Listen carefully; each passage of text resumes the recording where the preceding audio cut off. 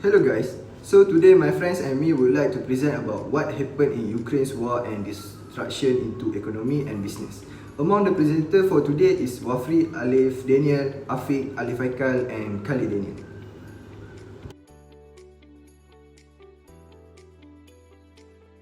We start with the author.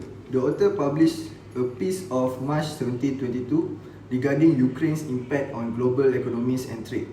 The war is disrupting trade and creating devastation on people's livelihoods. We monitor the disruption that are likely to change people's life and livelihood in addition to the current crisis. Based on the essay, the author hopes to convey to the world some of the effect and implication of Ukraine's disturbance. At that time, a list of the 12 short and medium-term disruption with the greatest potential to change industry and economies was published.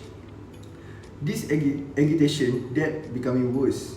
In this article, 12 charts are supplied to show the potential scope and direction of these changes as well as how they can affect people's life and means of subsistence. Before February 2022, industrial material of all kinds were in demand. Commodities in particular were booming. Many were at 10-year high to the considerable price volatility. As we can see from this essay, the author frequently claimed that Ukrainian issue has not benefited anyone worldwide.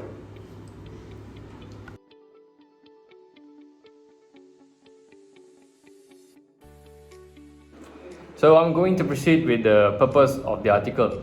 The markets and lives are being destroyed by the war in Ukraine. According to the article, there are 12 short and medium-term disruptions that have the most potential to transform business and economies. The purpose of this article was to cover a wide range of important issues regarding international business policy. The main topic in this article is the 12 disruptions that affected the global economy and business. In this article, 12 charts are provided to highlight the potential degree and direction of this transition as well as their implications for people's lives and means of subsistence.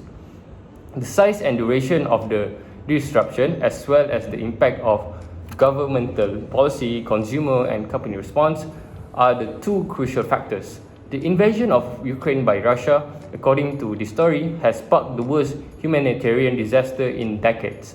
Supply networks, energy and geopolitics will be disrupted as long as the war continues.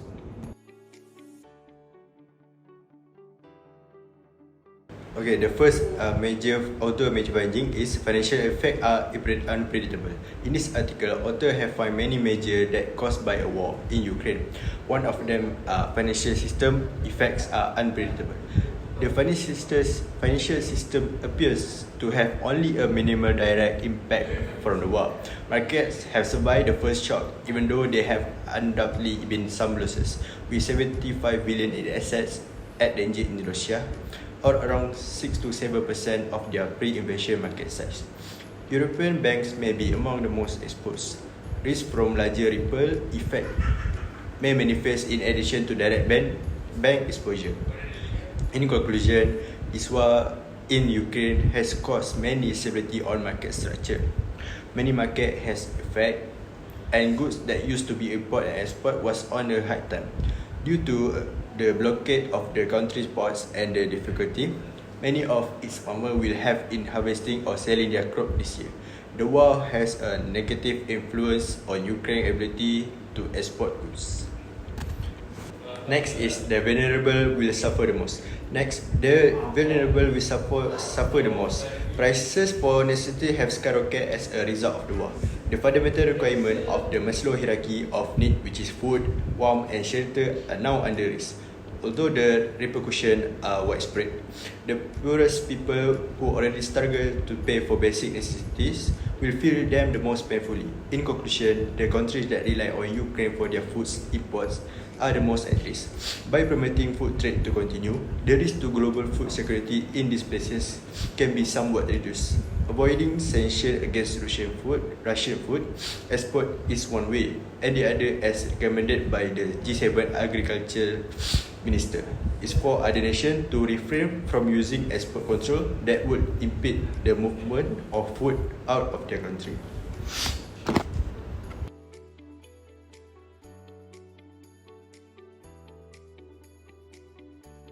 The third one is global technology standards are more likely to separate. Lastly is global technology standards are more likely to separate.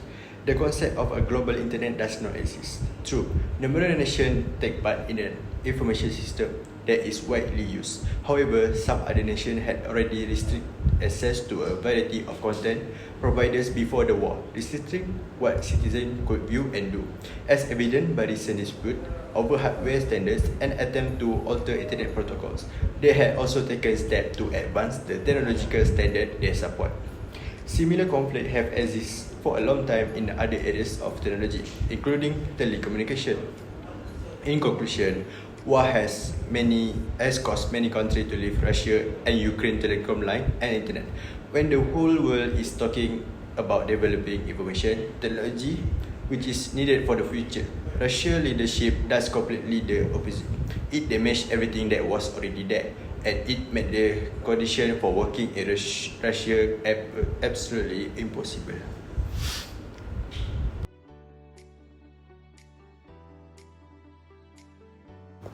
So I will be continue with the author provide adequate argumentation and evidence.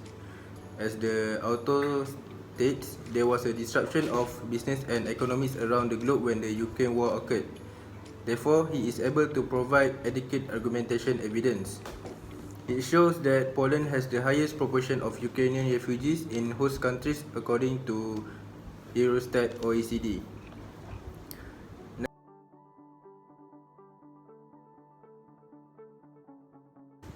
Next, the war also pushed up the prices of essentials like food, warmth and shelter. Using Eurostat's chart from 2015, it shows that until 23 February 2022, European households will have 39% of their budgets going toward housing, 10% going toward food, 7% going towards transport and 4% going towards clothing, health and education.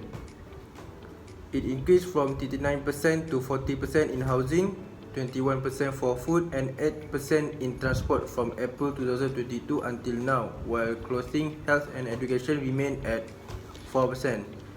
From 2007 to 2008, 155 million people fell into poverty, while from 2010 to 2011, 44 million people fell into poverty.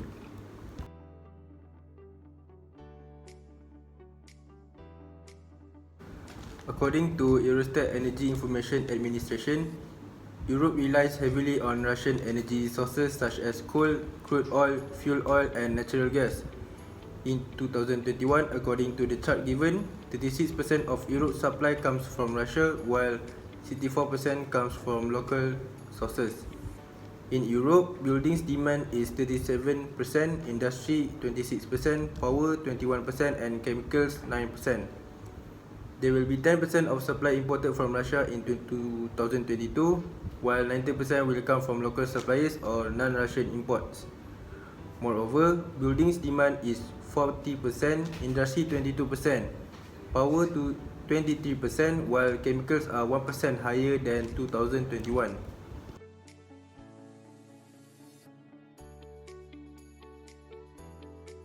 Furthermore, the war in Ukraine disrupted world food production in 2020. Namibia threatens food security by being 80% dependent on wheat, while Turkmenistan has a 50% dependence on wheat in 2019.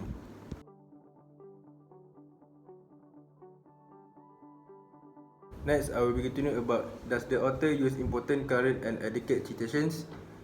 Since the author obtained the sources from proven institutions and third parties such as Eurostat of the United Nations Office for the Coordination of Humanitarian Affairs and the United Nations Food and Agriculture Office, I agree that the author used important, current and adequate citations. As well as from Harvard Analytics, the author is receiving data from the Intercontinental Exchange and the New York Mercantile Exchange. UN Comtrade is an official analysis for global value chains that rely on Russia and Ukraine primarily for agricultural and material products during the Ukrainian war. Besides that, Yale School of Management is also the author consulted US Fortune companies that scaled back operations in or exited the Russian market.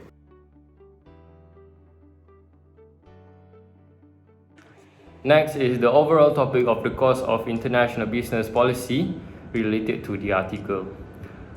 Trade and investment are being disrupted by the war in Ukraine, affecting everyone from European automakers to Georgian and Maldivian hoteliers to global consumers of food and fuel globally. There are 5 channels including the commodity markets, supply chains, logistic networks, and foreign direct investment, which is FDI, and industries like tourism are being affected by the economic shockwaves. The world economy is having a hard time right now because of the war between Russia and Ukraine. The most alarming concern is the possibility of a food crisis. The Middle East, North Africa, Western Asia, and Central Asia will be most at risk for food insecurity as a result of war in Ukraine. The war has disrupted the world food production system. Other than that, Russia is one of the largest energy suppliers in the world. Russia supplies 9% of the world's natural gas and 14% of its crude oil. The number of commodities that Russia and Ukraine export, like coal, steel, and nickel, have seen their price rise more quickly as a result of the intensifying competition for essential suppliers, machinery, and commodities. The total market shares of these two nations range from around 10% to 50%. Those two nations account for 48% of the world palladium trade. The only thing that is immediately impacted is the cost of energy.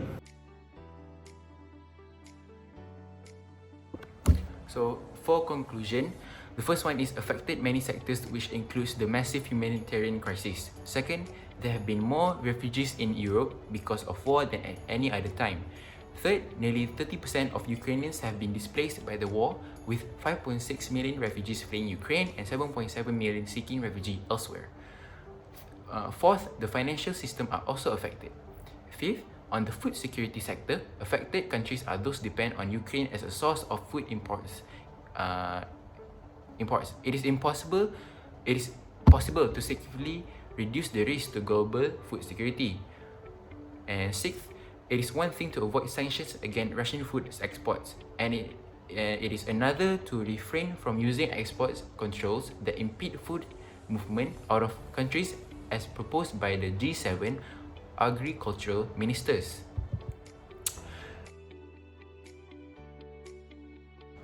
And the next conclusion is affected global technology. And other than that, a majority of Western technology companies have exited or are scaling back their operations in Russia. Meanwhile, more than 60% of big tech companies from other countries remain in business. Next, the increase of requirement of materials, equipment, commodities. And then, 40% of global palladium trade is handled by these two countries. And last one is expecting spot price increases of 15 to 25%.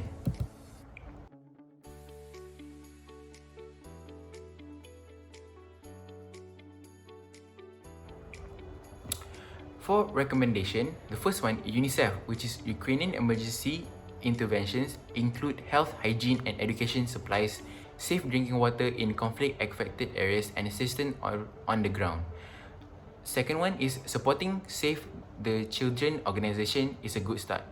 The organization provides food, water, hygiene kits, physio-social support, and cash assistance. And the last recommendation is continue following the war. Even as the world's attention shifts to another issue, please share information, follow on the ground journalists, and of course, call for peace. Write to your local legislators to inform them of your intention. Thank you.